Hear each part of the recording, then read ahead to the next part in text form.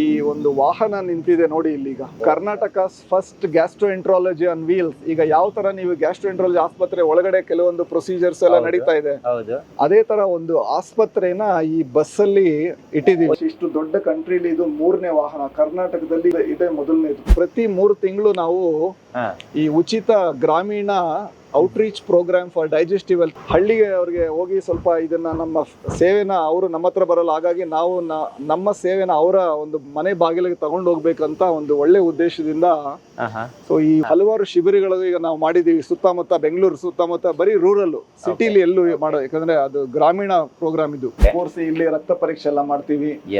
ಇಲ್ಲಿ ಮಾಡಿರೋ ರಕ್ತ ಪರೀಕ್ಷೆನ ನಮ್ಮ ಹತ್ರ ಈಗ ಇದರಲ್ಲಿ ಲ್ಯಾಬೋರೇಟರಿ ಇರೋದಿಲ್ಲ ಅನಲೈಸ್ ಮಾಡ್ಲಿಕ್ಕೆ, ಹಾಗಾಗಿ ಇದರ ಒಂದು ದೊಡ್ಡ ಫ್ರೀಜರ್ ಇದೆ ಆ ಕಡೆ. ಒಂದು ಸ್ಟೈನ್ಲೆಸ್ ಸ್ಟೀಲ್ ನೋಡ್ತಾ ಇದ್ದಾರೆ ನೋಡಿ. ಬ್ಲಡ್ ಸ್ಯಾಂಪಲ್ಸ್ ಎಲ್ಲ ಅದರಲ್ಲಿ ಸ್ಟೋರ್ ಆಗುತ್ತೆ. 10 ಜನರಲ್ಲಿ 4 ಜನಕ್ಕೆ ಹೆಚ್ ಪೈಲೋರಿ ಅಂತ ಒಂದು ಜಂತು ಇರುತ್ತೆ, ಜಠರದ ಲೈನಿಂಗ್ ಅಲ್ಲಿ ಕೂತಿರುತ್ತದು. ಅದೇ ಒಂದು ಪ್ರಮುಖ ಕಾರಣ ಎಲ್ಲಾ ತರ ಅಲ್ಸರ್ಸ್, ಗ್ಯಾಸ್ಟ್ರೈಟಿಸ್, ಗ್ಯಾಸ್ಟ್ರಿಕ್ ಪ್ರಾಬ್ಲಮ್ ಗಳಿಗೆ. ಸೊ ಅದನ್ನ ಒಂದು ಸಿಂಪಲ್ ಉಸಿರಲ್ಲೇ ಕಂಡುಹಿಡಿಬಹುದು ನಾವು ವಿತಿನ್ ಒಂದು 5 ನಿಮಿಷದಲ್ಲಿ. ಪೀಡಿಯಾಟ್ರಿಕ್ ಎಂಡೋಸ್ಕೋಪ್ ಇದು ಒಂದು 3 ವರ್ಷಕ್ಕಿಂತ ಕಡಿಮೆ ಇರ್ತಾರೆ ಮಕ್ಕಳು, ಅಂತವ್ರಿಗೂ ಯೂಸ್ ಮಾಡಬಹುದು. ಅಂದ್ರೆ ಎಂಡೋಸ್ಕೋಪಿ ಅಷ್ಟು ಸೇಫ್ ಇದು. ಸೊ ಈಗ ಯಾವ್ದೋ ಒಂದು ಮಗು ಏನೋ ಕಾಯಿನ್ ನುಂಗ್ಬಿಟ್ಟಿದೆ, ಅಥವಾ ಈಗ ಮಕ್ಕಳಿಗೂ ಹಲವಾರು ಗ್ಯಾಸ್ಟ್ರೋಇಂಟೆಸ್ಟೈನಲ್ ಸಮಸ್ಯೆ ಇರುತ್ತೆ, ಸ್ಕ್ಯಾನ್ಗಳಲ್ಲಿ ಕಾಣಿಸುವಂತ ಸಮಸ್ಯೆಗಳಲ್ಲ. ಹಾಗಾಗಿ ಅದನ್ನ ಎಂಡೋಸ್ಕೋಪ್ ಇಟ್ಟು ಜಠರದಲ್ಲಿ ಏನಾಗ್ತಾ ಇದೆ, ಕರಳಲ್ಲಿ ಏನಾಗ್ತಾ ಇದೆ ಅನ್ನೋದನ್ನೆಲ್ಲ ನೋಡ್ತೀವಿ. ಇದೆಲ್ಲ ನಾವು ಪ್ರತಿ 3 ತಿಂಗಳು ಕಂಪ್ಲೀಟ್ಲಿ ಫ್ರೀ ಆಫ್ ಕಾಸ್ಟ್. ಒಂದು ಕನ್ಸಲ್ಟೇಷನ್ ಇಂದ ಹಿಡಿದು ನ್ಯೂಟ್ರಿಷನಿಸ್ಟ್ ಅಂತ ಡಯಟಿಷಿಯನ್ಸ್ ಇರುತ್ತೆ, ಒಂದು ಪೌಷ್ಟಿಕಾಂಶ ಒಂದು ಸಮಾಲೋಚನೆ, ಆಮೇಲೆ ಈ ಹೆಪಟೈಟಿಸ್ ಬಿ, ಹೆಪಟೈಟಿಸ್ ಸಿ ಅಂತ ಈ ವೈರಲ್ ಇನ್ಫೆಕ್ಷನ್ಸ್ ಇರುತ್ತೆ, ಲಿವರ್ ಸಮಸ್ಯೆ ಏನಾದರೂ ಇದೆಯಾ, ಅಥವಾ ಜಠರ ಕರಳಿನ ಕ್ಯಾನ್ಸರ್ ಇದೆಯಾ, ಅದಕ್ಕೆ ಎಂಡೋಸ್ಕೋಪಿಸು. ಅದ್ರ ಜೊತೆಗೆ ಅದಲ್ಲದೇನೆ ಕೆಲವೊಂದು ಮೆಡಿಸಿನ್ಸು, ಈಗ ಕೆಲವೊಂದು ಫಾರ್ಮಾಸ್ಯೂಟಿಕಲ್ ಕಂಪನೀಸ್ ಹತ್ರ ಎಲ್ಲ ನಾವು ಟೈಅಪ್ ಆಗಿ ನಮಗೆ ಈ ಗ್ರಾಮೀಣ ಶಿಬಿರಕ್ಕೆ ವರ್ಷಕ್ಕಿಷ್ಟು ಅಂತ ನಮಗೆ ಮೆಡಿಸಿನ್ಸ್ ನ ಉಚಿತವಾಗಿ ಕೊಡಿ ಅಂತ ಹೇಳಿ ಆ ಮೆಡಿಸಿನ್ಸ್ ಕೊಟ್ಟು ನಾವು ಕಳಿಸ್ತಾ ಇದ್ದೀವಿ. ಸೊ ಪ್ರತಿ 3 ತಿಂಗಳು ಇದು ಒಂದು ನಮ್ಮ ಕಡೆಯಿಂದ ನಮ್ಮ ಗ್ರಾಮಾಂತರ ಜನಕ್ಕೆ ಅಫೋರ್ಡಬಿಲಿಟಿ ಇಲ್ಲದೆ ಇರೋರಿಗೆ ಇದೊಂದು ಸೇವೆ ಅಂತ ಮಾಡ್ಬೇಕಂತೇಳಿ ಹಂತವಾಗಿ ನಾವು ಥ್ರೂಔಟ್ ಕರ್ನಾಟಕನ ಇದನ್ನ ರೋಲ್ ಮಾಡ್ತೀವಿ. ನೋಡಿ, ಇದು ಈಗ ಈ ಎಂಡೋಸ್ಕೋಪಿನ ಎಷ್ಟೊಂದು ಹಾಸ್ಪಿಟಲ್ಸ್ ಅಲ್ಲಿ ಇದು ಇರೋದೇ ಇಲ್ಲ. ಅಂತದ್ದು ಈ ಒಂದು ವಾಹನದಲ್ಲಿ ಇಟ್ಕೊಂಡು ಸೇಫ್ ಆಗಿ, ಅಂದ್ರೆ ಈ ಸಿಂಪಲ್ ಪ್ರೊಸೀಜರ್ಸ್ ಇವು 5-10 ನಿಮಿಷ ತಗೊಳುತ್ತೆ. ಅಲ್ಲಿ ಬಾಯಿಗೆ ಸ್ವಲ್ಪ ಗಂಟ್ಲಿಗೆ ಸ್ಪ್ರೇ ಮಾಡಿ ಮರಗೆಟ್ಟಂಗ್ ಮಾಡಿ ಒಂದು ವಿತಿನ್ 5 ಮಿನಿಟ್ಸ್ ಅಲ್ಲಿ ಮಾಡ್ತಾ ಇರ್ತೀವಿ. ಅಲ್ಲಿ ಮೇಲ್ಗಡೆ ಒಂದು ಮಾನಿಟರ್ ಇದೆ, ಅವ್ರ ಆಕ್ಸಿಜನ್ ಲೆವೆಲ್ಸ್ ಏನು, ಪಲ್ಸ್ ರೇಟ್ ಏನಿದೆ, ಬ್ಲಡ್ ಪ್ರೆಷರ್ ಏನಿದೆ, ಪ್ರತಿಯೊಂದನ್ನು ರೆಕಾರ್ಡ್ ಮಾಡಿ ಒಂದು 5-10 ನಿಮಿಷದಲ್ಲಿ ಪ್ರೊಸೀಜರ್ ಮಾಡಿ. ಸೊ ಹಾಗಾಗಿ ಒಂಥರ ಎವ್ರಿಥಿಂಗ್ ತುಂಬಾ ಒಂದು ಅತ್ಯಾಧುನಿಕ ಒಂದು ಟೆಕ್ನಾಲಜಿನ ಯೂಸ್ ಮಾಡಿ ಈ ವಾಹನನ ಈ ಪರ್ಪಸ್ ಅಂತಾನೆ ಮಾಡಿರೋದು. ಪ್ರಿಯ ವೀಕ್ಷಕರೇ ನಮಸ್ಕಾರ. ಕಾರ್ಯಕ್ರಮವನ್ನ ನೋಡಿ ಸುಮ್ಮನಾಗಬೇಡಿ, ನಮ್ಮ ವಾಹಿನಿಯನ್ನ ಸಬ್ಸ್ಕ್ರೈಬ್ ಮಾಡ್ಕೊಳ್ಳಿ.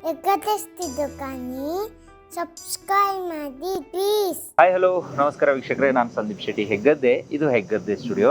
ವೀಕ್ಷಕರೇ, ನಾನು ಬ್ಯಾಂಗ್ಳೂರ್ ಗ್ಯಾಸ್ಟ್ರೋ ಸೆಂಟರ್ನ ಮುಂಭಾಗದಲ್ಲಿದ್ದೀನಿ. ಸೊ ಇದು HSR ಲೇಔಟಲ್ಲಿ ಇರುವಂಥದ್ದು. ಇವತ್ತಿನ ದಿನದಲ್ಲಿ ಗ್ಯಾಸ್ಟ್ರಿಕ್ ಸಮಸ್ಯೆ ಯಾರಿಗಿಲ್ಲ ಹೇಳಿ? ಎಲ್ಲರೂ ನನಗೆ ಗ್ಯಾಸ್ಟ್ರಿಕ್ ಇದೆ ಅಂತ ಹೇಳ್ತಾರೆ. ಸರಿಸುಮಾರು 21 ವರ್ಷಗಳ ಕಾಲ ಇಂಗ್ಲೆಂಡಲ್ಲಿ ಈ ವಿಭಾಗದಲ್ಲಿ ಸರ್ವಿಸನ್ನು ಮಾಡಿ ನಮ್ಮ ಬೆಂಗಳೂರಿನಲ್ಲಿ ಒಂದು ಗ್ಯಾಸ್ಟ್ರಿಕ್ ವಿಭಾಗಕ್ಕೆ ಒಂದು ಹಾಸ್ಪಿಟಲ್, ಅಂದರೆ ನಾವು ಬೇರೆ ಈಗ ನಾವು ಹಾರ್ಟ್ ಪ್ರಾಬ್ಲಮ್ ಇದ್ದರೆ ಜಯದೇವ ಅಂತೀವಿ, ಅಥವಾ ಕ್ಯಾನ್ಸರ್ ಇದ್ದರೆ ಕಿದ್ವಾಯಿ ಅಂತೀವಿ. ಸೊ ಈ ವಿಭಾಗಕ್ಕೆ, ಬಹುಶಃ ಈ ಗ್ಯಾಸ್ಟ್ರಿಕ್ ವಿಭಾಗಕ್ಕೆ ನಮಗೆಲ್ಲೂ ಕೂಡ ಒಂದು ಅಕ್ಯುರೇಟ್ ಆಗಿರುವಂಥ, ಒಂದು ಎಕ್ಸಾಕ್ಟ್ ಆಗಿರುವಂಥ ಹಾಸ್ಪಿಟಲ್ ಫುಲ್ ಫ್ಲೆಡ್ಜ್ ಆಗಿ ಇಲ್ಲ ಅಂತ ಹೇಳ್ಬೋದು. ಆದರೆ ಇದನ್ನು ಯೋಚನೆ ಮಾಡಿ ಯೋಗಾನಂದ ರೆಡ್ಡಿಯವರು ಈ ಒಂದು ಹಾಸ್ಪಿಟ್ಲನ್ನು ರೆಡಿ ಮಾಡಿದ್ದಾರೆ. ಇಲ್ಲಿಗೆ ನಾನು ಈಗಾಗಲೇ ಒಬ್ಬರ ಹತ್ರ ಮಾತಾಡಿದೆ. ಇಲ್ಲಿ ಮುಂಬೈಯಿಂದ ಅಥವಾ ಮಂಗಳೂರಿಂದ ಅಥವಾ ನಮ್ಮ ರಾಜ್ಯದ ನಾನಾ ಭಾಗದಿಂದ ಇಲ್ಲಿಗೆ ಜನ ಬರ್ತಾರೆ. ಸುಮಾರು 11 ಜನ ಡಾಕ್ಟರ್ಸ್ಗಳು ಈ ವಿಭಾಗದಲ್ಲಿ ಇಲ್ಲಿ ಸ್ಪೆಷಲಿಸ್ಟ್ ಆಗಿ ಕೆಲಸ ಮಾಡ್ತಾ ಇದ್ದಾರೆ. ಸೊ ಡಾಕ್ಟರ್ ಲಿಸ್ಟ್ ಎಲ್ಲ ಇಲ್ಲೇ ಇದೆ, ನೀವು ನೋಡ್ಬೋದು. ಗ್ಯಾಸ್ಟ್ರಿಕ್ನ ಯಾವುದೇ ಸಮಸ್ಯೆ ಇದ್ರೂ ಡಾಕ್ಟರ್ ಅವ್ರನ್ನ ನೇರವಾಗಿ ಇಲ್ಲಿ ಕನ್ಸಲ್ಟ್ ಮಾಡ್ಬೋದು. ಸರ್, ಮೊದಲಿಗೆ ಕಾರ್ಯಕ್ರಮಕ್ಕೆ ಸ್ವಾಗತ. ನಮಸ್ಕಾರ. 21 ವರ್ಷಗಳ ಕಾಲ ಇಂಗ್ಲೆಂಡಲ್ಲಿ ಸರ್ವಿಸನ್ನು ಮಾಡಿದ್ದೀರಾ. ಸೊ ಇಲ್ಲಿ ಓದಿ ಅಲ್ಲಿಗೆ ಹೋಗಿ ಸರ್ವಿಸ್ ಮಾಡಿ ಜೊತೆಗೆ ಮತ್ತೆ ಪುನಃ ನಮ್ಮೂರಲ್ಲೇ ಏನಾದರೂ ಮಾಡಬೇಕು ಅಂತ ಬೆಂಗಳೂರಿಗೆ ಬಂದು ಇಷ್ಟು ದೊಡ್ಡ ಆಸ್ಪತ್ರೆಯನ್ನು ನಿರ್ಮಾಣ ಮಾಡಿದರೆ ಇಲ್ಲಿಗೆ ನಾನಾ ಭಾಗದಿಂದ ಜನ ಬರ್ತಾ ಇದ್ದಾರೆ. ಸರ್, ಎಷ್ಟೊಂದು ಜನರಿಗೆ ಈ ಗ್ಯಾಸ್ಟ್ರಿಕ್ ವಿಭಾಗದಲ್ಲಿ ಸಮಸ್ಯೆ ಇದೆ ಅನ್ನೋದು ಇವತ್ತು ಮುಂಜಾನೆ 7 ಗಂಟೆಯಿಂದ ನಿಮ್ಮ ಜೊತೆಗೆ ಬೆರೆತ ಮೇಲೆ ಗೊತ್ತಾಗಿದ್ದು ನನಗೆ. ಯಾವುದೇ ಡಾಕ್ಟರ್ಸ್ ಆದರೂ ಕೂಡ ನಾರ್ಮಲಿ 10 ಗಂಟೆಗೆ ಬರೋದು, 11 ಗಂಟೆಗೆ ಬರೋದು, ಈ ಥರ ಇದೆ. ಆದರೆ ಇಲ್ಲಿ ಬೆಳಿಗ್ಗೆ 7 ಗಂಟೆಯಿಂದ ನೀವು ಅಪಾಯಿಂಟ್ಮೆಂಟ್ ಕೊಟ್ಟಿದ್ದೀರಾ. ಸೊ ಪ್ರತಿಯೊಬ್ಬರಿಗೂ 20 ಅರ್ಧ ಗಂಟೆ ಸಮಯ ಪರ್ಸ್ನಲ್ ಆಗಿ ಕೊಡ್ತಾ ಇದ್ದೀರಾ. ಇದೆಲ್ಲ ಯಾಕೆ ಈ ಥರ ಮಾಡಬೇಕು ಅಂತ ಅನ್ನಿಸ್ತು? ಮುಂಜಾನೆ 7 ಗಂಟೆಗೆ ಒಬ್ಬರು ಡಾಕ್ಟರ್ ಸಿಗೋದು ಬಹುಶಃ ಡೌಟೇ ಅನ್ಕೊಂತೀನಿ, ಆದರೆ ನಿಮ್ಮಲ್ಲಿ ಬಂದರೆ ಸಿಗ್ತಾರೆ ಸರ್. ಏನು ಕಾರಣ ಇದಕ್ಕೆ ಅಂತ? ನೋಡಿ, ನಾನು ಇಂಗ್ಲೆಂಡಲ್ಲಿ ಕೆಲಸ ಮಾಡಬೇಕಾದ್ರೂ ಬೆಳಗ್ಗೆ 6:30-7 ಗಂಟೆ ಹೋಗ್ತಾ ಇದ್ದೆ. ಓಕೆ. ನಾನು ಇಲ್ಲಿ ಬಂದು ಅದೇ ಪದ್ಧತಿನ ಪಾಲನೆ ಮಾಡ್ತಾ ಇದ್ದೀನಿ. ಇಲ್ಲಿ ಜನ, ಈಗ ನೀವಾಗ ಹೇಳ್ದಂಗೆ ಅವ್ರು ಯಾರೋ ಬಾಂಬೆಯಿಂದ, ಸುಮಾರು ಜನ ಹಲವಾರು ನಮ್ಮ ಕರ್ನಾಟಕ ರಾಜ್ಯದ ತುಂಬಾ ದೂರದಿಂದ ಬರ್ತಾರೆ. ಅವರು ಪಾಪ ಬಸ್ಸು ಟ್ರೈನ್ಗಳಲ್ಲಿ ರಾತ್ರಿ ಬಂದು 4:15-5 ಗಂಟೆಗೆಲ್ಲ ಆಗಿದೆ. ಸೊ ಈಗ ಎಷ್ಟೊಂದು ದೊಡ್ಡ ಹಾಸ್ಪಿಟಲ್ಸ್ಗೆ ನೀವು ಹೋದ್ರೆ ಈ ಸ್ಪೆಷಲಿಸ್ಟ್ ಅನ್ನೋರು ಸುಮಾರು ಕಡೆ 10 ಗಂಟೆಗೆಲ್ಲ ಬರ್ತಾ ಇರ್ತಾರೆ. ನನಗೆ 10 ಗಂಟೆ ಅಂತ ಹೇಳಿದ್ರೆ ನನಗೆ ಒಂಥರ ಭಯ ಆಗ್ಬಿಡುತ್ತೆ. ಅರ್ಧ ದಿನ ನಂದು ಹೊಟ್ಟೆ ಹೋಯ್ತಾ ಅನ್ಸುತ್ತೆ. ಹೌದಲ್ವಾ? ನಾನು ಬೆಳಗ್ಗೆ ಒಂದು 5 ಗಂಟೆಗೆ ಎದ್ರೆ ನನ್ನ ಮನೆಯಲ್ಲಿ ಸ್ವಲ್ಪ ಹೊತ್ತೇನೋ ವ್ಯಾಯಾಮ ಅದು ಇದು ಮಾಡಿ, ಸ್ವಲ್ಪ ಮಕ್ಕಳು ಆ ಕಡೆ ಸ್ಕೂಲ್ ಹೋಗ್ತಾರೆ, ನಾನು ಈ ಕಡೆ ಬಂದ್ಬಿಡ್ತೀನಿ. ಸೊ ಇಲ್ಲಿ 7 ಗಂಟೆಗೆ ಈಗ ನಾನು ಈ ಒಂದು ಮುಖ್ಯಸ್ಥ ಈ ಒಂದು ಹಾಸ್ಪಿಟಲ್ಗೆ. ಹೌದು. ಸೊ ನಾನು ಈಗ ಯಾರು ಒಂದು ಡಿಪಾರ್ಟ್ಮೆಂಟ್ಗೆ ಒಂದು ಹೆಡ್ ಆಗಿರ್ತಾರೆ ಅವರು ಫಸ್ಟ್ ಇರ್ಬೇಕು, ಉಲ್ಟಾ ಇರಬಾರ್ದು. ಯಾಕಂದ್ರೆ ನಮ್ಮನ್ನ ನೋಡಿ ಬೇರೆ ಅವರು, ನಾವು ಒಂಥರ ಅವ್ರಿಗೆ ಒಂದು ಮಾದರಿ ತರ, ರೋಲ್ ಮಾಡೋ ತರ ಇರಬೇಕು. ಈಗ ನಾವು 10 ಗಂಟೆಗೆ ಬಂದು ಬೇರೆಯವ್ರನ್ನ 7 ಗಂಟೆಗೆ ಬಂದು ಎಕ್ಸ್ಪೆಕ್ಟ್ ಮಾಡೋದು ಒಳ್ಳೇದಲ್ಲ. ಸೊ ಇಲ್ಲಿ ಪೇಷಂಟ್ಸ್ ಹಾಗಾಗಿ ದೂರದಿಂದ ಬರ್ತಾ ಇರೋದ್ರಲ್ಲ, ಅವ್ರಿಗೆ ಒಂದು ಅನುಕೂಲ ಆಗಲಿ, ಅವ್ರನ್ನ ಟೈಮ್ಗೆ ನೋಡ್ಬೇಕು. ಯಾಕಂದ್ರೆ ಎಲ್ಲರ ಟೈಮ್ಗೂ ಒಂದು ವ್ಯಾಲ್ಯೂ ಅನ್ನೋದಿರುತ್ತೆ. ಹೌದು. ಸೊ ನಾನು ಬಂದಾಗ ಇಲ್ಲಿ ಒಂದು ಅಬ್ಸರ್ವ್ ಮಾಡಿದ್ದೇನೆಂದ್ರೆ, ಈಗ ಗ್ಯಾಸ್ಟ್ರೋಎಂಟ್ರಾಲಜಿ ಅನ್ನೋ ಇದೊಂದು ಸೂಪರ್ ಸ್ಪೆಷಾಲಿಟಿ. ಇದು ಅಂದ್ರೆ ಈಗ MBBS ಮಾಡಿರ್ತಾರೆ, ಆಮೇಲೆ MD ಮಾಡ್ತಾರೆ, ಆಮೇಲೆ ಸೂಪರ್ ಸ್ಪೆಷಲೈಸೇಷನ್ ಇದು. ಕರೆಕ್ಟ್. ಸೊ ಇದು ನುರಿತ ವೈದ್ಯರು ಇದು. ಸೊ ಈಗ ಕರ್ನಾಟಕ ರಾಜ್ಯದಲ್ಲಿ ಗ್ಯಾಸ್ಟ್ರೋಎಂಟ್ರಾಲಜಿ ಅಂತಾನೆ ಒಂದು ಪ್ರತ್ಯೇಕ ಆಗಿ, ಮುಂಚೆ ಯಾವುದೋ ಒಂದು ಹಾಸ್ಪಿಟಲ್ ಇದಕ್ಕೋಸ್ಕರನೇ ಅಂತ ಯಾವುದು ಇಲ್ಲ. ಎಲ್ಲ ಕಡೆ ಒಬ್ರು ಇಬ್ರು 3 ಜನ ಒಂದು ದೊಡ್ಡ ದೊಡ್ಡ ಕಾರ್ಪೊರೇಟ್ ಮಲ್ಟಿ ಸ್ಪೆಷಾಲಿಟಿ ಹಾಸ್ಪಿಟಲ್ಸ್ ಅಲ್ಲಿ ಇದ್ದಾರೆ. ಅದರಲ್ಲಿ ಒಂದು ವಿಭಾಗ ಅದು. ಈ ಸಮಸ್ಯೆ ಎಷ್ಟಿದೆ ಅಂದ್ರೆ, ಈಗ 10 ಜನ ರೋಡಲ್ಲಿ ನಾನು ಹೋಗ್ಬಿಟ್ಟು ಇಂಟರ್ವ್ಯೂ ಮಾಡಿ, ನೀವು ಬೇಕಾದ್ರೆ ಈಗಲೇ ಅದ್ರಲ್ಲಿ ಒಂದು 3 ಜನ ಆದ್ರೂ ನನಗೆ ಏನೋ ಒಂದು ಗ್ಯಾಸ್ಟ್ರಿಕ್, ಇನ್ನೊಂದು ಹೊಟ್ಟೆಗೆ ಸಮಸ್ಯೆ ಇದೆ ಅಂತ ಹೇಳ್ತಾರೆ. ಹೌದು, 100%. ಸಹಜವಾಗಿರುವಂತ ತೊಂದರೆಗೆ ಪ್ರತ್ಯೇಕವಾಗಿ ಯಾಕೆ ಒಂದು ಹಾಸ್ಪಿಟಲ್ ಇರಬಾರ್ದು ಅಂತ ಹೇಳಿ ಆ ಒಂದು ಯೋಚನೆಯಿಂದ ಈ ಒಂದು ಹಾಸ್ಪಿಟಲ್ ಅನ್ನೋದನ್ನ ಶುರು ಮಾಡಿದಾಗ ನಾನು ಒಬ್ನೇ ಇದ್ದೆ. ಯಾಕಂದ್ರೆ ಹೊಸದಾಗಿ ಏನೋ ಈಗ ಮನೆ ಪಕ್ಕದಲ್ಲಿ ಯಾವ್ದಾದ್ರು ಒಂದು ಹೊಸ ಹೋಟೆಲ್ ಅದು ಇದು ಓಪನ್ ಆದ್ರೆ ಎಲ್ಲ ಹೋಗ್ತಾರೆ, ದೋಸೆ ಹೆಂಗಿದೆ ನೋಡೋಣ, ಇಡ್ಲಿ ಹೇಗಿದೆ ಟೇಸ್ಟ್ ಮಾಡೋಣ ಅಂತ. ಹೊಸದಾಗ ಹಾಸ್ಪಿಟಲ್ ಓಪನ್ ಆದ್ರೆ ಯಾರು ಹೊಸದಾಗ ಹಾಸ್ಪಿಟಲ್ ಬಂದಿದೆ ಹೋಗೋಣ ಅಂತ ಯಾರು ಹೋಗಲ್ಲ. ಅದನ್ನ ನಾವು ಡೆವಲಪ್ ಮಾಡಬೇಕು. ಆ ಡೆವಲಪ್ ಮಾಡ್ಬೇಕಂದ್ರೆ ಪೇಷಂಟ್ ಒಂದು ಟ್ರಸ್ಟ್, ಅವರ ಒಂದು ಕಾನ್ಫಿಡೆನ್ಸ್, ಅವ್ರಿಗೆ ಒಂದು ಉನ್ನತ ಮಟ್ಟದ ಚಿಕಿತ್ಸೆ ಅದೆಲ್ಲ ಕೊಟ್ಟು ಒಬ್ರು ಇನ್ನೊಬ್ರು ಈ ತರ ಹೇಳಿ ಮೌತ್ ಪಬ್ಲಿಸಿಟಿ. ಸೊ ಅದು ಒಂದು ನಂಬಿಕೆ ಅನ್ನೋದು ಬರಬೇಕು. ಯಾಕಂದ್ರೆ ಪೇಷಂಟ್ಗೆ ಟೈಮ್ ಕೊಡ್ಬೇಕು. ಈಗ ಏನೋ ಒಂದು 5 ನಿಮಿಷದಲ್ಲಿ ಯಾವ್ದೋ ಒಂದು ಮಾತ್ರೆ ಕೊಟ್ಬಿಟ್ಟು ಕಳಿಸೋದಲ್ಲ. ಈಗ ಪಾಪ ನೀವು ಉದಾಹರಣೆ, ಈಗ ಅವ್ರು ಯಾರೋ ಬಾಂಬೆಯಿಂದ ಬಂದಿರೋ ಹೇಳಿದ್ರಲ್ಲ, ಅವ್ರ ಜೊತೆ ಒಂದು 20 ನಿಮಿಷ ಅರ್ಧ ಗಂಟೆ ಟೈಮ್ ಸ್ಪೆಂಡ್ ಮಾಡಿಲ್ಲ ಅಂದ್ರೆ ಪಾಪ ಅಷ್ಟು ದೂರದಿಂದ ಬಂದಿರೋರು ಹೇಗಾಗುತ್ತೆ? ಈಗ ಬಾಂಬೆಲಿ ಇಲ್ವಾ ಸರ್ ಹಾಗಾದ್ರೆ, ಅಥವಾ ಬೇರೆ ಎಲ್ಲೋ ಇಲ್ವಾ? ನೀವೀಗ ಇಂಗ್ಲೆಂಡಲ್ಲಿ ಇದ್ದವರು ಇಲ್ಲಿಗೆ ಬಂದಿದ್ದೀರಾ, ಸೊ ಅಲ್ಲಿಯ ಕೆಲವೊಂದು ಟೆಕ್ನಾಲಜಿಗಳನ್ನು ಇಲ್ಲಿಗೆ ತಂದಿದ್ದೀರಾ ಅನ್ನೋದು ನಾನು ಮೇಲ್ಗಡೆ ಎಲ್ಲ ಹೋಗಿ ಎಲ್ಲವನ್ನ ಇವಾಗ ಶೂಟ್ ಮಾಡಿದ ಮೇಲೆನೆ ನನಗೆ ಗೊತ್ತಾಗಿದ್ದು. ಸೊ ಅಲ್ಲೆಲ್ಲ ಇಲ್ಲದೆ ಇರೋದು ಇಲ್ಲಿ ಏನಿದೆ ಅಂತ ನೋಡಿ. ಟೆಕ್ನಾಲಜಿ ಈಗ ಎಲ್ಲ ಕಡೆನೂ ನಾವು ಯೂಸ್ ಮಾಡ್ಬೋದು, ಬಟ್ ಕ್ವಾಲಿಟಿ ಮೇಂಟೈನ್ ಮಾಡೋದು ಅನ್ನೋದು ತುಂಬಾ ಇಂಪಾರ್ಟೆಂಟ್. ಈಗ ಅಲ್ಲಿ ನಾನು ನನ್ನ ಗ್ಯಾಸ್ಟ್ರೋಎಂಟ್ರಾಲಜಿ ಪ್ರಾಕ್ಟೀಸ್ ಅಲ್ಲಿ ಯಾವ ತರ ಒಂದು ಹೈ ಡೆಫಿನಿಷನ್ ಎಂಡೋಸ್ಕೋಪ್ಸ್, ಯಾವ ತರ ಒಂದು ಇನ್ಸ್ಟ್ರೂಮೆಂಟ್ಸ್ ಯೂಸ್ ಮಾಡ್ತಾ ಇದ್ವೋ, ನಾವು ಅದೇ ತರ ಒಂದು ವರ್ಲ್ಡ್ ಕ್ಲಾಸ್ ಇಕ್ವಿಪ್ಮೆಂಟ್, ಒಂದು ವರ್ಲ್ಡ್ ಕ್ಲಾಸ್ ಟ್ರೀಟ್ಮೆಂಟ್, ಒಂದು ಉನ್ನತ ದರ್ಜೆಯಲ್ಲಿ ಕೊಡಬೇಕು ಅಂತ ಹೇಳಿ ಅದನ್ನೇ ನಾವು ಇಲ್ಲಿ ತಂದಿರೋದು. ಸೊ ಯಾಕಂದ್ರೆ ನೀವು ಈಗ ಒಂದು ಲೆವೆಲ್ ಅಲ್ಲಿ ಕೆಲಸ ಮಾಡಿದ್ಮೇಲೆ ಅದನ್ನ ಕೆಳಗಡೆ ಹೋಗೋದಕ್ಕೆ ಕಷ್ಟ. ಸೊ ಅದೇ ಲೆವೆಲ್ ಮೇಂಟೈನ್ ಮಾಡಿ ಅದೇ ತರ ಒಂದು ಚಿಕಿತ್ಸೆ ಕೊಡಬೇಕು. ಅಲ್ಲಿ ಹೊರಗಡೆ ದೇಶದಲ್ಲಿ ಈಗ ನಾವು ಅಲ್ಲಿ ಯಾವ ತರ ಪ್ರಾಕ್ಟೀಸ್ ಮಾಡ್ತೇವೆ, ಅಲ್ಲಿ ನಾವು ಇಂಗ್ಲೆಂಡಲ್ಲಿರೋ ಪೇಷಂಟ್ಸ್ ಜೊತೆ ನಾವು ಯಾವ ತರ ಇದು ಮಾಡ್ತೇವೆ, ಅವ್ರಿಗೆ ಯಾವ ತರ ಒಂದು ಉನ್ನತ ಮಟ್ಟದ ಚಿಕಿತ್ಸೆ ಇತ್ತು, ನಮ್ಮ ಜನರಿಗೂ ಅದೇ ಒಂದು ಉನ್ನತ ಮಟ್ಟದ ಚಿಕಿತ್ಸೆ ಇಲ್ಲಿ ಸಿಗುತ್ತೆ. ಸೊ ಹಾಗಾಗಿ ಈಗ ಪೇಷಂಟ್ಸ್, ಈಗ ಇಲ್ಲಿ 11 ಜನ ಗ್ಯಾಸ್ಟ್ರೋಎಂಟ್ರಾಲಜಿಸ್ಟ್ ನುರಿತ ವೈದ್ಯರು ನಿಮಗೆ ಕರ್ನಾಟಕದಲ್ಲಿ ಒಂದೇ ಹಾಸ್ಪಿಟಲ್ ಎಲ್ಲೂ ಇಲ್ಲ, ಬ್ಯಾಂಗ್ಳೂರ್ ಗ್ಯಾಸ್ಟ್ರೋ ಸೆಂಟರ್ ಒಂದು ಬಿಟ್ರೆ. ಈಗ ಬೆಂಗಳೂರಲ್ಲಿರೋ ಜನಗಳು ಓಕೆ ಇಲ್ಲಿಗೆ ಬಂದ್ರು. ಈಗ ಸಪೋಸ್ ಹಳ್ಳಿಯಲ್ಲೂ ಕೂಡ ಸ್ವಲ್ಪ ಜನರಿಗೆ ಸಮಸ್ಯೆಗಳು ಇರಬಹುದು. ಸೊ ಅದಕ್ಕೇನಾದ್ರೂ ಮುತುವರ್ಜಿಯನ್ನ ಇಟ್ಕೊಂಡು ಕೆಲಸ ಮಾಡ್ತಿದ್ದೀರಾ ಹೇಗೆ ಅಂತ?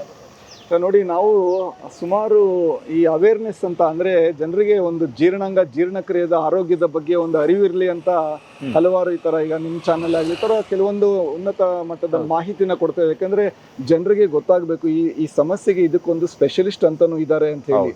ಅದು ತುಂಬಾ ಇಂಪಾರ್ಟೆಂಟ್. ಯಾಕಂದ್ರೆ ಕಾರಣಕ್ಕೆ ಇವತ್ತು ಇಲ್ಲಿವರೆಗೆ ಬಂದ ಹೌದು, ಆ ಅರಿವು ಅವೇರ್ನೆಸ್ ಇರಬೇಕು ಫಸ್ಟ್ ಆಫ್ ಆಲ್. ಇದಕ್ಕೆ ಈ ಸಮಸ್ಯೆಗೆ ಇದಕ್ಕೆ ಸ್ಪೆಷಲಿಸ್ಟ್ ಡಾಕ್ಟರ್ ಇದಾರಾ? ಈಗ ನೀವ್ ಹೇಳ್ದಂಗೆ ಹೃದಯಕ್ಕೆ ಜಯದೇವ ಅಂತ ಹೋಗ್ತಾರೆ, ಅಥವಾ ನರಗಳ ಸಮಸ್ಯೆ ಇದ್ರೆ ನಿಮಾನ್ಸ್ ಅಂತ ಹೋಗ್ತಾರೆ, ಅಥವಾ ಯಾರಿಗೋ ಒಂದು ಕ್ಯಾನ್ಸರ್ ಅಂತ ಕಿಡ್ವಾಯ್ ಅಂತ ಬೇಗ ಹೋಗ್ಬಿಡ್ತಾರೆ. ಗ್ಯಾಸ್ಟ್ರೋಎಂಟ್ರಾಲಜಿ ನಮ್ಮ ಜೀರ್ಣಕ್ರಿಯೆ ಸಮಸ್ಯೆ ಅಂದ್ರೆ ಎಲ್ಲಿಗೆ ಹೋಗ್ಬೇಕು ಏನು ಗೊತ್ತಿಲ್ಲ ಜನರಿಗೆ. ಸೊ ಹಾಗಾಗಿ ಇದಕ್ಕೆ ಒಂದು ಪ್ರತ್ಯೇಕವಾಗಿ ಒಂದು ಜಾಗ ಇದೆ ಅಂತ ಅದನ್ನ ಒಂದು ಅರಿವಿರ್ಬೇಕು. ಈಗ ನಾವು ಉನ್ನತ ಮಟ್ಟದ ಚಿಕಿತ್ಸೆ ವರ್ಲ್ಡ್ ಕ್ಲಾಸ್ ಫೆಸಿಲಿಟೀಸ್ ಇಟ್ಕೊಂಡಿರ್ಬೋದು, ಬಟ್ ಅದು ಜನರಿಗೆ ಗೊತ್ತಿಲ್ಲ ಅದನ್ನ ಯಾವ ತರ ಆಕ್ಸೆಸ್ ಮಾಡ್ತಾರೆ ಆಗೋದಿಲ್ಲ. ಸೊ ಈಗ ನಾವು ಬರೀ ನಮ್ಮ ನಗರದ ಜನಕ್ಕೆ ಒಂದು ಫಸ್ಟ್ ಕ್ಲಾಸ್ ಒಂದು ಫ್ಯಾಂಟಾಸ್ಟಿಕ್ ಟ್ರೀಟ್ಮೆಂಟ್ ಕೊಡಬೇಕು, ಒಳ್ಳೆ ಗ್ಯಾಸ್ಟ್ರೋಎಂಟ್ರಾಲಜಿ ಸೇವೆ ಕೊಡಬೇಕು, ಅದು ಒಂದೇ ಅಲ್ಲ. ಹಳ್ಳಿಗಾಡಿನ ಈಗ ನಾನು ಹಳ್ಳಿಯಿಂದ ಬಂದಿರೋದು, ಅಗ್ರಿಕಲ್ಚರು ವ್ಯವಸಾಯದ ಕುಟುಂಬದಿಂದ ಬಂದಿರೋದು. ನಾನು ಅಷ್ಟು ವರ್ಷ ಅಲ್ಲಿ ಇದ್ದು ನಾನು ಇಲ್ಲಿ ವಾಪಸ್ ಬಂದು ಇಲ್ಲಿ ಬರೀ ಏನೋ ಒಂದು ದೊಡ್ಡ ಕಾರ್ಪೊರೇಟ್ ಹಾಸ್ಪಿಟಲ್ ಕೆಲಸ ಮಾಡಿಕೊಂಡು ಇರಬೇಕು ಅನ್ನೋ ಒಂದು ಉದ್ದೇಶ ಇರಲಿಲ್ಲ.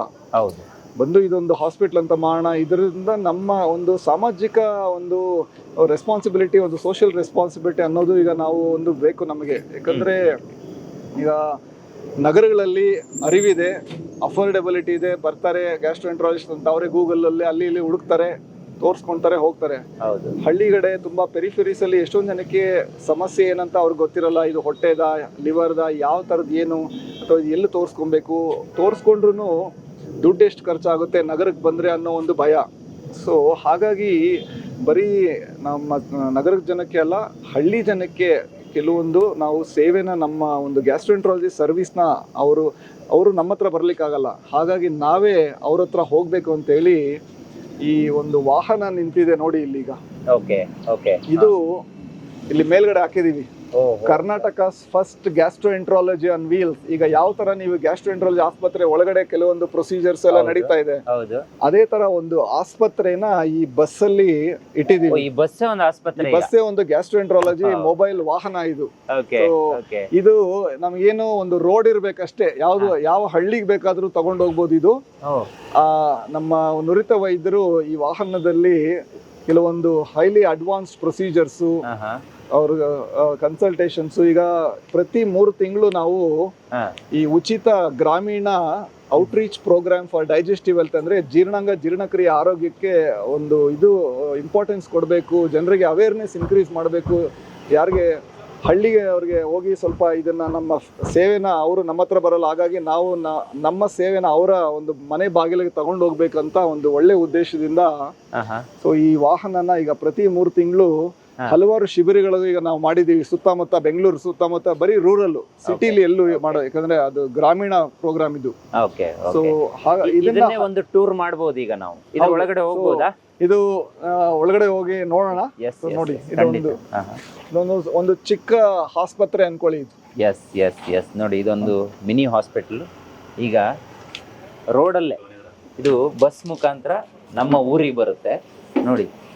ಸೊ ಸಿಟಿಯಲ್ಲಿರುವವರಿಗೆ ಎಲ್ಲವೂ ಸಿಗುತ್ತೆ, ಆದರೆ ಈ ಥರ ಹಳ್ಳಿಯಲ್ಲಿರುವವರಿಗೆ ಏನಾದರೂ ಒಂದು ಚಿಕಿತ್ಸೆ ಬೇಕು ಅಂತ ಹೇಳಿದ್ರೆ ಈ ಬಸ್ಸು ನಿಮ್ಮ ಊರಿಗೆ ಬರುತ್ತೆ. ಸೊ ಆ ಉದ್ದೇಶಕ್ಕೋಸ್ಕರನೇ ಸರ್ ಇದನ್ನ ಮಾಡಿರುವಂಥದ್ದು. ಸರ್ ಒಂದು ಎಕ್ಸ್ಪ್ಲನೇಷನ್ ಕೊಡಬಹುದಾ? ಹೇಗೆ? ಈಗ ನೋಡಿ, ಈಗ ಹಾಸ್ಪಿಟಲ್ ಈಗ ಬ್ಲಡ್ ಟೆಸ್ಟ್ ಅದು ಇದು ಮಾಡ್ಬೇಕಂದ್ರೆ ಪೇಷಂಟ್ ಕೂರ್ಸೋದಕ್ಕೆ ಒಂದು ಚೇರ್ ಬೇಕು.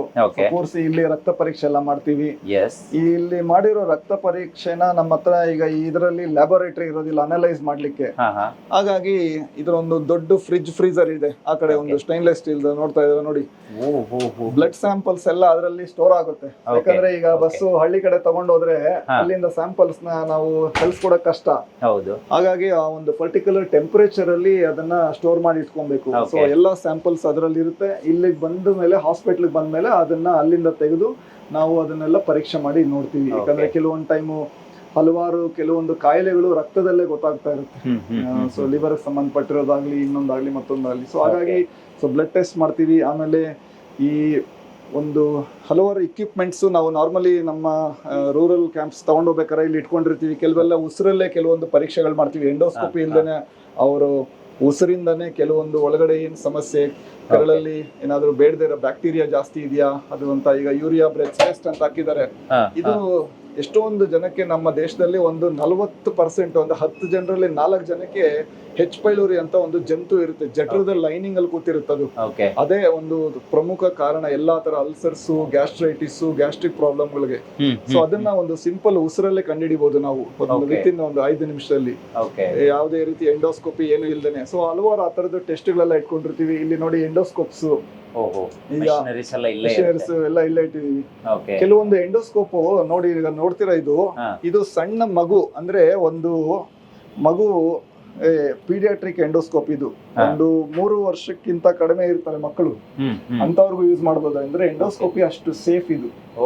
ಸೊ ಈಗ ಯಾವ್ದೋ ಒಂದು ಮಗು ಏನೋ ಕಾಯಿನ್ ನುಂಗ್ಬಿಟ್ಟಿದೆ, ಅಥವಾ ಈಗ ಮಕ್ಕಳಿಗೂ ಹಲವಾರು ಗ್ಯಾಸ್ಟ್ರೋಇಂಟೆಸ್ಟೈನಲ್ ಸಮಸ್ಯೆ ಇರುತ್ತೆ. ಸೊ ಅಂತ ಸಣ್ಣ ಮಕ್ಕಳಿಗೂ ನಾವು ಒಳಗಡೆ ಏನು ಸಮಸ್ಯೆ ಇದೆ ಅಂತ ನೋಡಿ. ಸೊ ಒಂದು ಟೆಕ್ನಾಲಜಿ ಅನ್ನೋದು ತುಂಬಾ ಅಡ್ವಾನ್ಸ್ಡ್ ಇದೆ. ಕೆಲವೊಂದು ಇವು ಸ್ಕ್ಯಾನ್ಗಳಲ್ಲಿ ಕಾಣಿಸುವಂತ ಸಮಸ್ಯೆಗಳಲ್ಲ, ಹಾಗಾಗಿ ಅದನ್ನ ಎಂಡೋಸ್ಕೋಪ್ ಇಟ್ಟು ಜಠರದಲ್ಲಿ ಏನಾಗ್ತಾ ಇದೆ, ಕರಳಲ್ಲಿ ಏನಾಗ್ತಾ ಇದೆ ಅನ್ನೋದನ್ನೆಲ್ಲ ನೋಡ್ತೀವಿ. ಇದು ಈ ತರದ್ದು ಪ್ರೊಸೀಜರ್ಸ್ ಎಲ್ಲ ಪಾಪ ಎಷ್ಟೊಂದ್ ಜನ ಹಳ್ಳಿಯವ್ರಿಗೆ ಗೊತ್ತೋ. ಇವೆಲ್ಲ ಫ್ರೀ ಆಗಿ ಮಾಡೋದು ಸರ್? ಇದೆಲ್ಲ ನಾವು ಪ್ರತಿ 3 ತಿಂಗಳು ಕಂಪ್ಲೀಟ್ಲಿ ಫ್ರೀ ಆಫ್ ಕಾಸ್ಟ್. ಒಂದು ಕನ್ಸಲ್ಟೇಷನ್ ಇಂದ ಹಿಡಿದು ನ್ಯೂಟ್ರಿಷನಿಸ್ಟ್ ಅಂತ ಡಯಟಿಷಿಯನ್ಸ್ ಇರುತ್ತೆ, ಒಂದು ಪೌಷ್ಟಿಕಾಂಶ ಒಂದು ಸಮಾಲೋಚನೆ, ಆಮೇಲೆ ಈ ಹೆಪಟೈಟಿಸ್ ಬಿ, ಹೆಪಟೈಟಿಸ್ ಸಿ ಅಂತ ಈ ವೈರಲ್ ಇನ್ಫೆಕ್ಷನ್ಸ್ ಇರುತ್ತೆ, ಲಿವರ್ ಸಮಸ್ಯೆ ಏನಾದ್ರು ಇದೆಯಾ, ಅಥವಾ ಜಠರ ಕರಳಿನ ಕ್ಯಾನ್ಸರ್ ಇದೆಯಾ, ಅದಕ್ಕೆ ಎಂಡೋಸ್ಕೋಪಿಸು. ಅದ್ರ ಜೊತೆಗೆ ಅದಲ್ಲದೇನೆ ಕೆಲವೊಂದು ಮೆಡಿಸಿನ್ಸ್, ಈಗ ಕೆಲವೊಂದು ಫಾರ್ಮಾಸ್ಯೂಟಿಕಲ್ ಕಂಪನೀಸ್ ಹತ್ರ ಎಲ್ಲ ನಾವು ಟೈಅಪ್ ಆಗಿ ನಮ್ಗೆ ಈ ಗ್ರಾಮೀಣ ಶಿಬಿರಕ್ಕೆ ವರ್ಷಕ್ಕಿಷ್ಟು ಅಂತ ನಮ್ಗೆ ಮೆಡಿಸಿನ್ಸ್ ನ ಉಚಿತವಾಗಿ ಕೊಡಿ ಅಂತ ಹೇಳಿ ಆ ಮೆಡಿಸಿನ್ಸ್ ಕೊಟ್ಟು ನಾವು ಕಳಿಸ್ತಾ ಇದೀವಿ. ಸೊ ಪ್ರತಿ 3 ತಿಂಗಳು ಇದೊಂದು ನಮ್ಮ ಕಡೆಯಿಂದ ನಮ್ಮ ಗ್ರಾಮಾಂತರ ಜನಕ್ಕೆ ಅಫೋರ್ಡಬಿಲಿಟಿ ಇಲ್ಲದೆ ಇರೋರಿಗೆ ಇದೊಂದು ಸೇವೆ ಅಂತ ಮಾಡ್ಬೇಕಂತ ಹೇಳಿ ಹಂತವಾಗಿ ನಾವು ಥ್ರೂಔಟ್ ಕರ್ನಾಟಕನ ಇದನ್ನ ರೋಲ್ ಮಾಡ್ತೀವಿ. ಒಳಗಡೆ ಏನಿದೆ ಸರ್ ಈಗ? ಸೊ ಒಳಗಡೆ ಈಗ ನೋಡಿ, ಈಗ ಹಾಸ್ಪಿಟಲ್ ಅಲ್ಲಿ ಒಂದು ಪೇಷಂಟ್ ನ ಎಕ್ಸಾಮಿನ್ ಮಾಡಿ ನೋಡ್ಬೇಕು. ಎಲ್ಲಂದ್ರೆ ಅಲ್ಲಿ ರೋಡಲ್ಲೆಲ್ಲ ಈಗ ಕೆಲವೊಂದು ಟೈಮ್ ನಾವು ಅವರ ಗುದದ್ವಾರನ ಪರೀಕ್ಷೆ ಮಾಡ್ಬೇಕಾಗುತ್ತೆ. ಗ್ಯಾಸ್ಟ್ರೋಇಂಟೆಸ್ಟೈನಲ್ ಕೆಲವರಿಗೆ ಮಲದಲ್ಲಿ ರಕ್ತ ಹೋಗ್ತಾ ಇರುತ್ತೆ, ಅಥವಾ ಪೈಲ್ಸ್ ಇದೆಯಾ, ಫಿಶರ್ ಇದೆಯಾ, ಇವೆಲ್ಲ ಸ್ವಲ್ಪ ಇಂಟಿಮೇಟ್ ಎಕ್ಸಾಮಿನೇಷನ್ಸ್. ಹಾಗಾಗಿ ಒಂಥರ ಸೆಕ್ಯೂರ್ ಇಲ್ಲ, ಡೋರ್ ಕ್ಲೋಸ್ ಮಾಡಿರ್ತೀವಿ, ಬೇರೆ ಪೇಷಂಟ್ ಯಾರಿಗೂ ಕಾಣಿಸಲ್ಲ. ಇದೊಂದು ಹಾಸ್ಪಿಟಲ್ ಬೆಡ್ ತರನೇ ಇದೆ, ಇಲ್ಲಿ ಮಲಗಿಸಿ ಚೆಕ್ಅಪ್ ಮಾಡೋದು. ಆಮೇಲೆ ಇಲ್ಲೇ ಒಂದು ಟೇಬಲ್ ಅಂಡ್ ಚೇರ್ ಎಲ್ಲ ನಾವು ನಾರ್ಮಲಿ ಒಂದು ಲ್ಯಾಪ್ಟಾಪ್ ಎಲ್ಲ ಇಟ್ಕೊಂಡಿರ್ತೀವಿ, ಹೊರಗಡೆ ತಗೊಂಡೋದಾಗ ಇಲ್ಲೇ ಕೂತ್ಕೊಂಡು ಅವ್ರಿಗೆ ಕನ್ಸಲ್ಟೇಷನ್, ಪ್ರಿಸ್ಕ್ರಿಪ್ಷನ್ ಅದೆಲ್ಲ ಮಾಡಿ ಇನ್ನ ಈ ಡೋರ್ ಇಂದ ಆಚೆ ಹೊರಟೋಗ್ತಾರೆ. ಸೊ ಇಲ್ಲಿ ಬೇಕಾಗಿರೋ ನಮ್ಮ ಇಕ್ವಿಪ್ಮೆಂಟ್ಸ್ ಎಲ್ಲ ಇದರಲ್ಲಿ, ಕೆಲವೊಂದು ಎಲ್ಲಾ ತರದ್ದು ಹಾಸ್ಪಿಟಲ್ ಅಲ್ಲಿ ಯಾವ ತರ ಒಂದು ಇದರಲ್ಲಿ ಇಟ್ಕೊಂಡಿರ್ತೀವಲ್ಲ, ಸೊ ಸೂಕ್ತವಾಗಿರೋ ಮೆಡಿಸಿನ್ಸ್, ಎಮರ್ಜೆನ್ಸಿ ಡ್ರಗ್ಸ್ ಎಲ್ಲ ಇದರಲ್ಲಿ ಇಟ್ಕೊಂಡಿರ್ತೀವಿ. ಈಗ ನೀವು ನಮ್ಮ ಊರುಗಳಿಗೆ ಬರ್ಬೇಕು ಅಂದ್ರೆ ನಾವೇನಾದ್ರೂ ಮಾಡ್ಬೇಕಾ ಸರ್? ನಾವು ಹೇಗೆ ಹೇಳ್ಬೇಕು ನಿಮ್ಗೆ, ನೀವು ನಮ್ಮ ಊರಿಗೆ ಬನ್ನಿ, ಇಷ್ಟೊಂದು ಜನ ಇದ್ದಾರೆ, ಇಷ್ಟೊಂದು ಜನ ಮುಗ್ಧರಿದ್ದಾರೆ ಅಥವಾ ಬಡತನದಲ್ಲಿದ್ದಾರೆ, ಅಂಥವ್ರಿಗೆ ಒಂದು ಹೆಲ್ತ್ ಚೆಕಪ್ ಮಾಡೋಣ ಅನ್ನೋದಾದ್ರೆ ಏನ್ ಮಾಡ್ಬೇಕು? ಈಗ ನಾವು ಅಟ್ ಪ್ರೆಸೆಂಟ್ ಏನ್ ಮಾಡ್ತಾ ಇದೀವಿ ಅಂದ್ರೆ, ಬೆಂಗಳೂರು ಗ್ರಾಮಾಂತರ ಪ್ರದೇಶನ ಫಸ್ಟ್ ನಾವು ಇದು ತುಂಬಾ ಮ್ಯಾನ್ ಪವರ್ ಇರುತ್ತೆ. ಯಾಕಂದ್ರೆ ಈಗ ಒಂದು 60-70 ಜನ ಸಿಬ್ಬಂದಿನ ಹಾಸ್ಪಿಟಲ್ ಇಂದ ನಾವು ತಗೊಂಡು ಹೋಗ್ಬೇಕು. ಸೊ ಆಲ್ಮೋಸ್ಟ್ ಒಂದು 8 ಜನ ಗ್ಯಾಸ್ಟ್ರೋಎಂಟ್ರಾಲಜಿಸ್ಟ್, ಈಗ ಇಲ್ಲಿ ನಮ್ಮ ಅನಿಲ್, ನರೇಶ್ ಇವರೆಲ್ಲ ಸಪೋರ್ಟ್ ಸ್ಟಾಫ್ ಇರೋ, ಎಂಡೋಸ್ಕೋಪಿ ಟೆಕ್ನಿಷಿಯನ್ಸ್, ನರ್ಸಿಂಗ್ ಸ್ಟಾಫ್, ಇವರೆಲ್ಲ ಇಲ್ದೇನೆ ಬರೀ ಡಾಕ್ಟರ್ಗಳು ಮಾಡೋ ಅಂತ ಕೆಲಸ ಅಲ್ಲ ಇದು. ಪ್ರತಿಯೊಬ್ಬರು ತುಂಬಾ ಇಂಪಾರ್ಟೆಂಟ್, ಎಲ್ಲರೂ ಸಿಮಿಲರ್ ಇಂಪಾರ್ಟೆನ್ಸ್ ಇರುತ್ತೆ. ಬರೀ ಹೋಗಿ ಡಾಕ್ಟರ್ ಪೇಷಂಟ್ ನೋಡೋದು ಒಂದು ತರದೆಲ್ಲ. ಸೊ ಇಲ್ಲಿ ಎಲ್ಲ ಒಂದು ದೊಡ್ಡ ಒಂದು ಟೀಮ್ ವರ್ಕ್ ತರ ಕೆಲಸ ಮಾಡ್ತಾ ಇರ್ತೀವಿ. ಸೊ ಆತರ ನಾವು ಮುಂದೆನೆ ಪ್ಲಾನ್ ಮಾಡ್ಬೇಕಾಗುತ್ತೆ. ಯಾಕಂದ್ರೆ ಈಗ 60 ಜನ ಹಾಸ್ಪಿಟಲ್ ಸಿಬ್ಬಂದಿನ ನಾವು ತೆಗಿಬೇಕಂದ್ರೆ ಹಾಸ್ಪಿಟಲ್ ಅಲ್ಲಿ ಅಪಾಯಿಂಟ್ಮೆಂಟ್ಸ್ ಎಲ್ಲ ಕ್ಯಾನ್ಸಲ್ ಮಾಡ್ಬೇಕು, ಆದಷ್ಟು ಕಡಿಮೆ ಇಟ್ಕೊಬೇಕು ಇಲ್ಲಿ. ಸೊ ಹಾಗಾಗಿ ನಾವು ಕೆಲವೊಂದು ನಾವೇ ಐಡೆಂಟಿಫೈ ಮಾಡ್ತಾ ಇದ್ದೀವಿ, ಎಲ್ಲಿ ಕೊರತೆ ಇದೆ, ಎಲ್ಲಿ ಸ್ವಲ್ಪ ಹೆಲ್ತ್ ಕೇರ್ ಸರಿ ಇಲ್ಲ, ಎಲ್ಲಿ ಸ್ವಲ್ಪ ಹೆಲ್ತ್ ಕೇರ್ ಇನ್ಫ್ರಾಸ್ಟ್ರಕ್ಚರ್ ಅಲ್ಲಿ ಸಮಸ್ಯೆ ಇದೆ ಅಂತ ಕಡೆ ಹೋಗಿ ಇದು ಮಾಡೋಣ ಅಂತ ಹೇಳಿ. ಬಟ್ ನಮ್ಮ ಒಂದು ಫೋನ್ ನಂಬರ್, ಅದು ನಮ್ಮ ಒಂದು ಮೇಲ್ ಐಡಿ ಎಲ್ಲ ಕೊಟ್ಟಿರ್ತೀವಿ. ಬೇಕಾದ್ರೆ ದಯವಿಟ್ಟು ಯಾರಾದ್ರೂ ಇಂಥ ಕಡೆ ಬನ್ನಿ, ನಮ್ಗೆ ಸಹಾಯ ಆಗುತ್ತೆ ಅಂದ್ರೆ ಅದಕ್ಕೆ ಒಂದು ಮೇಲ್ ಅದು ಕಳಿಸ್ಬೋದು. ನಾವು ಮುಂಚೆನೆ ಪ್ಲಾನ್ ಮಾಡಿ ಅದ್ರ ಪ್ರಕಾರ ನಾವು ಅವ್ರ ಜೊತೆ ಮಾತಾಡಿ, ಬೇಕಾದ್ರೆ ನಾವು ಅದೇ ಹೇಳ್ದಂಗೆ ಹಂತವಾಗಿ ನಾವು ಥ್ರೂಔಟ್ ಕರ್ನಾಟಕ ಇದನ್ನ ಮಾಡ್ಬೇಕಂತ ಹೇಳಿ ನಾವು ಮಾಡ್ತಾ ಇದ್ದೀವಿ. ಸರ್, ಈಗ ಮುಂಚೆ ಇಷ್ಟೊಂದು ಗ್ಯಾಸ್ಟ್ರಿಕ್ ಸಮಸ್ಯೆಗಳನ್ನ ನಾವು ನೋಡಿರಲಿಲ್ಲ, ಅಂದ್ರೆ ನಮ್ಮ ಪೂರ್ವಜರೆಲ್ಲ ಈ ರೀತಿಯ ಕಾಯಿಲೆಗಳಿಂದ ಜಾಸ್ತಿ ಬಳಲಿಲ್ಲ ಅಂತ ನಾನು ಅನ್ಕೊಂತೀನಿ. ಆದ್ರೆ ಇತ್ತೀಚಿನ ದಿನಮಾನದಲ್ಲಿ, ಅದೇ ನಾನೀಗ ಹೇಳೋ ಪ್ರಕಾರ ಇತ್ತೀಚೆಗೆ ಜಾಸ್ತಿ ಜನರಿಗೆ ಗೊತ್ತಾಗ್ತಾ ಇದೆ ಇದು. ಸೊ ಈಗ ಸದ್ಯಕ್ಕೆ ಒಂದು 5-10 ವರ್ಷದಿಂದ ಈಚೆಗೆ ಇದು ತುಂಬಾ ಜಾಸ್ತಿ ಆಗ್ಬಿಟ್ಟಿದೆ. ಅಂದ್ರೆ ಎಲ್ಲರಿಗೂ ಮನೆಯಲ್ಲಿ 4 ಜನ ಇದ್ರೆ 3 ಜನರಿಗಾದ್ರೂ ಗ್ಯಾಸ್ಟ್ರಿಕ್ ಇದೆ ಅನ್ನೋ ತರ ಆಗ್ಬಿಟ್ಟಿದೆ. ಯಾಕೆ ಇದು ಈ ತರ ಜಾಸ್ತಿ ಆಗ್ತಾ ಇದೆ? ಈಗ ವಿದೇಶದಲ್ಲೂ ನೀವು ಕೆಲಸ ಮಾಡಿದ್ದೀರಾ, ಸೊ ಅಲ್ಲಿಯ ಜನರ ಲೈಫ್ ಸ್ಟೈಲ್ ಹೆಂಗಿರುತ್ತೆ ಸರ್? ನಾವೇನಾದ್ರೂ ತಪ್ಪು ಮಾಡ್ತಿದೀವಾ ಅಥವಾ ತಪ್ಪು ದಾರಿಯಲ್ಲಿ ನಡೀತಿದೀವಾ? ಆ ಕಾರಣಕ್ಕೆ ಇದೆಲ್ಲ ಬರ್ತಾ ಇದೆಯಾ ಹೇಗೆ ಅಂತ? ಈಗ ಮುಂಚೆ ಏನಾಗಿತ್ತು, ನಮಗೆ ಹಬ್ಬ ಅಂತ ಯಾವಾಗ 3 ತಿಂಗಳಿಗೆ 2 ತಿಂಗಳಿಗೆ ಒಂದೊಂದು ಹಬ್ಬ ಇಟ್ಟಿದ್ರು. ಹೌದು. ಯಾಕೆ ಅಂದ್ರೆ ಯಾವುದೋ ಒಂದು ಹಬ್ಬದ ದಿನ ಸ್ವಲ್ಪ ಸಿಹಿ, ಸ್ವಲ್ಪ ಏನೋ ಫ್ರೈಡ್ ಫುಡ್, ಸ್ವಲ್ಪ ಏನಾದ್ರು ಸ್ವಲ್ಪ ಅನ್ಹೆಲ್ತಿ ಫುಡ್ ನ ತಿನ್ಲಿ ಪರವಾಗಿಲ್ಲ, Yes, yes. ಯಾಕಂದ್ರೆ ಮಿಕ್ಕಿದ್ದ 3 ತಿಂಗಳು ಹೊಲ ಗದ್ದೆಯಲ್ಲಿ ಕೆಲಸ ಮಾಡಿ ಶ್ರಮ ಪಟ್ಟಿರ್ತಾರೆ ಅಂತ ಹೇಳಿ. ಈಗ ದಿನ ಹಬ್ಬ ಆಗ್ಬಿಟ್ಟಿದೆ ಈಗ. ಹೌದು. ಸೊ ಅದ ಆ ತರ ಖುಷಿ ಆದ್ರೆ ಸ್ವೀಟ್, ಖುಷಿ ಆದ್ರೆ ಸ್ವೀಟ್, ಯಾರೋ ತೀರ್ಕೊಂಡ್ರು ಅಂದ್ರೆ ಇನ್ನೊಂದ್ ಸೆಲೆಬ್ರೇಷನ್, ನಾನ್ ವೆಜ್ ಊಟ, ಯಾರ್ದೋ ಬರ್ತ್ಡೇ, ಇವ್ರ ಮನೇಲಿ ಪಾರ್ಟಿ. ಸೊ ಇದು ಹಬ್ಬಗಳನ್ನ ನಾವು ಹುಡ್ಕೊಂಡು ಹೋಗ್ತಾ ಇದೀವಿ ಈಗ. ಕರೆಕ್ಟ್. ಸೊ ಹಾಗಾಗಿ ತಿನ್ನೋ ಆಹಾರನೇ ಜಾಸ್ತಿ ಆಗ್ತಾ ಇದೆ. ಈಗ ನಿಮ್ ತರ ಸಣ್ಣಕಿರೋ ಎಷ್ಟು ಜನ ಇದಾರೆ ರೋಡಲ್ಲಿ ಹೋಗಿ ನೋಡಿದ್ರೆ ಎಲ್ಲರಿಗೂ ಅಷ್ಟು ಬೊಜ್ಜಿರುತ್ತೆ. ಹೌದು ಸರ್. ಸೊ ಹಾಗಾಗಿ ಈಗ ಕೆಲವ್ರು ಏನ್ ಮಾಡ್ತಾರೆ, ಎಲ್ಲ ಈ ಬೊಜ್ಜಿರೋರ್ನೇ ನೋಡಿ ನೋಡಿ ನಾರ್ಮಲ್ ಪರ್ಸನ್ ನೋಡ್ಬಿಟ್ಟು ಯಾಕೆ ಇವ್ರು ವೀಕ್ ಆಗಿದ್ದಾರೆ ಅನ್ಕೊಂತಾರೆ. ಅವ್ರು ವೀಕ್ ಇರಲ್ಲ, ಅವ್ರು ನಾರ್ಮಲ್ ಆಗಿರ್ತಾರೆ. ಹೌದು, ಕರೆಕ್ಟ್. ಸೊ ಹಾಗಾಗಿ ಜನ ಅದೊಂಥರ ನಾರ್ಮಲೈಸ್ ಆಗೋಗಿದೆ. ಸೊ ಹೊರಗಡೆ ತಿನ್ನೋದು ಜಾಸ್ತಿ, ಆಮೇಲೆ ಹವ್ಯಾಸಗಳು ಜಾಸ್ತಿ. ಸೊ ಈ ಎಲ್ಲಾ ಕಡೆ ರೆಸ್ಟೋರೆಂಟ್ಸ್ ಯಾವ ತರ ಓಪನ್ ಆಗ್ತಾ ಇದೆ ಅಂದ್ರೆ, ನೀವು ಶನಿವಾರ ಭಾನುವಾರ ಇಲ್ಲಿ ಸುಮಾರು ಇದೆ ಹೋಗಿ ನೋಡಿ, ಎಲ್ಲೂ ಜಾಗ ಇರೋದಿಲ್ಲ. ಸೊ ಮುಂಚೆ ಎಲ್ಲ ಜನರಿಗೆ ಅಫೋರ್ಡೆಬಿಲಿಟಿನೂ ಇರ್ಲಿಲ್ಲ ಹೊರಗಡೆ ತಿನ್ನೋ ಅವ್ರಿಗೆ ಅಷ್ಟೊಂದು ಪ್ಲೇಸಸ್. ಈಗ ಏನಾಗ್ತಾ ಇದೆ, ಲೈಫ್ ಸ್ಟೈಲು ಚೇಂಜು, ತಿಂತಾ ಇರೋ ಆಹಾರನೂ ಜಾಸ್ತಿ. ನಾವು ತಿನ್ನೋ ಆಹಾರದಲ್ಲಿ ಅಷ್ಟೋ ವಿಷ ಇದೆ. ಯಾಕಂದ್ರೆ ಆರ್ಗ್ಯಾನಿಕ್ ಫುಡ್ ಅನ್ನೋದು ತುಂಬಾ ಕಡಿಮೆ. ಎಲ್ಲಾ ತರ ಕೀಟನಾಶಕ, ಫರ್ಟಿಲೈಸರ್ಸ್, ಅದು ಇದು ಹೊಡೆದಿರುವಂತ ಇದು. ಸೊ ಅದ್ರ ಜೊತೆಗೆ ನಾವು ತಿನ್ನೋ ಪೋರ್ಷನ್ ಸೈಜು ಜಾಸ್ತಿ ಆಗ್ತಾ ಇದೆ. ಈಗ ವಿದೇಶದಲ್ಲೂ ಹಿಂಗೆ ಇದೆಯಾ ಸರ್? ವಿದೇಶದಲ್ಲೂ ಈಗ ಒಬೆಸಿಟಿ, ಬೊಜ್ಜು, ಹೊಟ್ಟೆ, ಆಮೇಲೆ ಸಮಸ್ಯೆಗಳು ಅಲ್ಲೂ ಜಾಸ್ತಿ ಇದೆ. ಬಟ್ ಅವರು ಸ್ವಲ್ಪ ಈ ಬಿಳಿರಿದಾರಲ್ಲ, ನಮ್ಮನ್ನೆಲ್ಲ ಆಳಿ ಹೋಗಿದಾರಲ್ಲ ಅವರು ಸ್ವಲ್ಪ ಜೆನೆಟಿಕಲಿ ನಮ್ಗಿಂತ ಸ್ವಲ್ಪ ಸುಪೀರಿಯರ್ ಇದ್ದಾರೆ. ಹಾಗಾಗಿ ಅವರು ಎಲ್ಲಾ ತರ ನಾನ್ ವೆಜ್ ಅದು ಇದು ತಿನ್ಕೊಂಡಿದ್ರು ಸುಮಾರು ಜನ. ನಾನು ಇಂಗ್ಲೆಂಡ್ ನೋಡ್ತಾ ಇಲ್ಲ, 103, 104 ಜನ ಆ ವಯಸ್ಸವ್ರು ಪೇಷಂಟ್ಸ್ ಎಷ್ಟೊಂದ್ ಜನ ನೋಡ್ತಾ ಇದ್ವಿ ಅಲ್ಲಿ. ಇಲ್ಲಿ 103, 105 ಎಲ್ಲಿರ್ತಾರೆ? 80 ಜನ, 80 ವರ್ಷಕ್ಕೆ ಎಷ್ಟೊಂದ್ ಜನ ಹಲವಾರು ಸಮಸ್ಯೆ.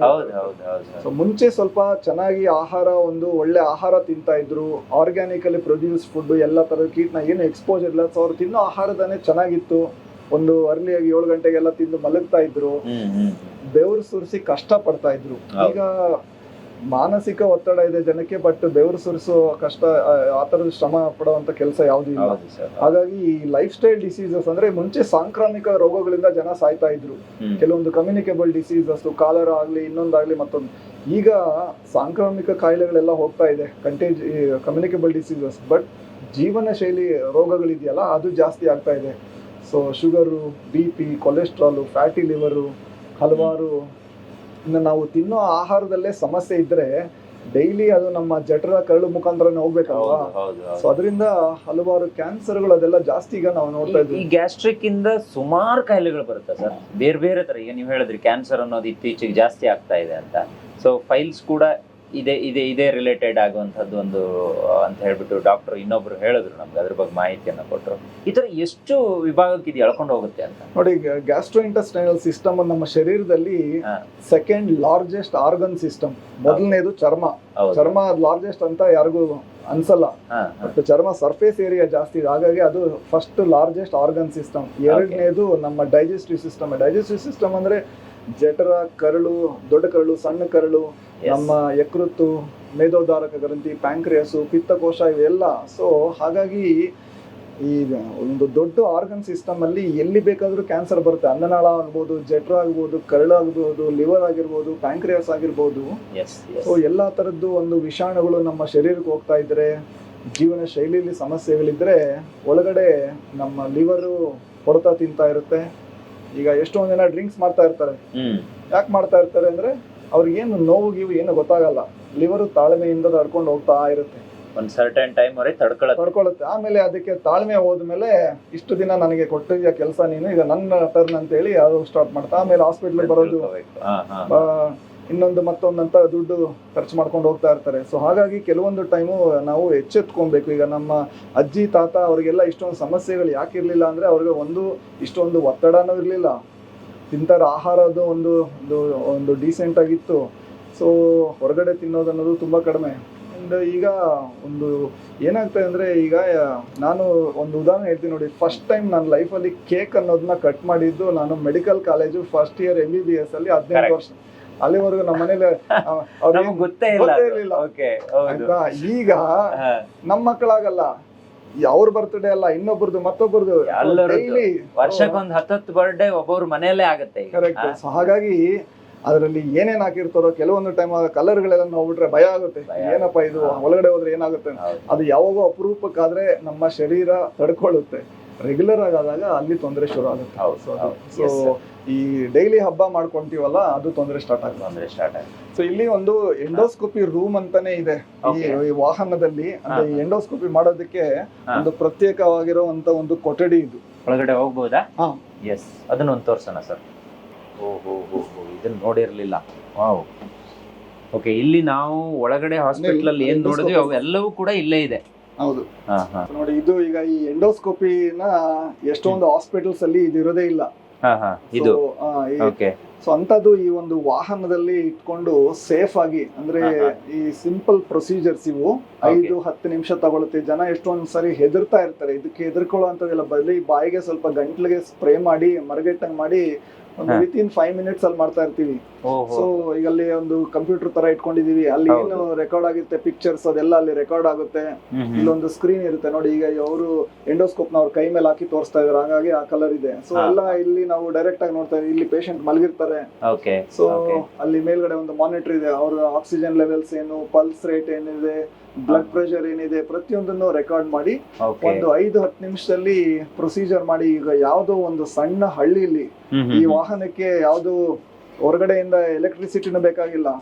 ಇದರಲ್ಲೇ ಜನರೇಟರ್ ಇದೆ. ಇದರಲ್ಲಿ ಜನರೇಟರ್ ಇಶ್ಯೂ ಅಂದ್ರೆ UPS ಇದೆ. ಸೊ ಹಾಗಾಗಿ ಒಂಥರ ಎವ್ರಿಥಿಂಗ್ ತುಂಬಾ ಒಂದು ಅತ್ಯಾಧುನಿಕ ಒಂದು ಟೆಕ್ನಾಲಜಿನ ಯೂಸ್ ಮಾಡಿ ಈ ವಾಹನನ ಈ ಪರ್ಪಸ್ ಅಂತಾನೆ ಮಾಡಿರೋದು. ನಮ್ಮ ದೇಶದಲ್ಲೇ, ಭಾರತ ದೇಶ ಇಷ್ಟು ದೊಡ್ಡ ಕಂಟ್ರಿಲಿ ಇದು 3ನೇ ವಾಹನ. ಕರ್ನಾಟಕದಲ್ಲಿ ಇದೇ ಮೊದಲನೇದು. ಕರ್ನಾಟಕದಲ್ಲಿ ಮೊದಲನೇ ವಾಹನ ಇದು. ನೋಡಿ, ಇಷ್ಟೆಲ್ಲ ವಿಚಾರಗಳಿದೆ ಅನ್ನೋದೇ ಗೊತ್ತಿಲ್ಲ ಸರ್. ನನಗೆ ಈ ಬಗ್ಗೆ ಒಂದು ವಿಡಿಯೋ ಮಾಡಬೇಕು ಅನ್ನೋದು ತುಂಬಾ ದಿನದಿಂದ ಇತ್ತು. ಯಾಕಂದ್ರೆ ಹೆಗ್ಗದ್ದೆ ಸ್ಟುಡಿಯೋದಲ್ಲಿ ನಾವು ಅನೇಕ ಡಾಕ್ಟರ್ಸ್ಗಳನ್ನ ಭೇಟಿಯಾಗಿದ್ದೀವಿ, ಅನೇಕ ವಿಭಾಗಗಳನ್ನ ಟಚ್ ಮಾಡಿದ್ದೀವಿ. ಆದರೆ ಈ ಗ್ಯಾಸ್ಟ್ರಿಕ್ ಸಂಬಂಧಿಸಿರುವಂತೆ ಕೆಲವೊಂದು ಮಾಹಿತಿಗಳ ಕೊರತೆ ಇತ್ತು. ಅದನ್ನ ಒಬ್ರು ಜೆನ್ಯೂನ್ ಡಾಕ್ಟರ್ ಇಂದ ಕೊಡಬೇಕು ಅನ್ನುವಂಥ ಒಂದು ಇರಾದೆ ಇತ್ತು. ಸೊ ಅದು ಇವತ್ತು ಫುಲ್ಫಿಲ್ ಆಯ್ತು ಅಂತ ನಾನು ಅನ್ಕೊಂತೀನಿ. ಸೊ ನಮಗೆ ಇಲ್ಲಿಗೆ ಬಂದಾಗ ಎಲ್ಲ ಕಡೆನೂ ನಾವು ಎಂಟ್ರಿ ಆಗೋದಕ್ಕೆ ಒಂದು ಅವಕಾಶವನ್ನು ಕೊಟ್ರಿ. ಯಾರನ್ನ ಬೇಕಾದರೂ ಮಾತಾಡಿಸಿ ಅಂತ ನೀವು ಕೂಡ ಹೇಳಿದ್ರಿ. ನಮ್ಮ ಕಂಪ್ಲೀಟ್ ಎಪಿಸೋಡ್ಗಳಲ್ಲಿ ನಾವು ಎಲ್ಲ ಬಗೆಯ ವಿವರಣೆಯನ್ನು ಕೊಡೋ ಪ್ರಯತ್ನವನ್ನು ಮಾಡಿದ್ದೀವಿ.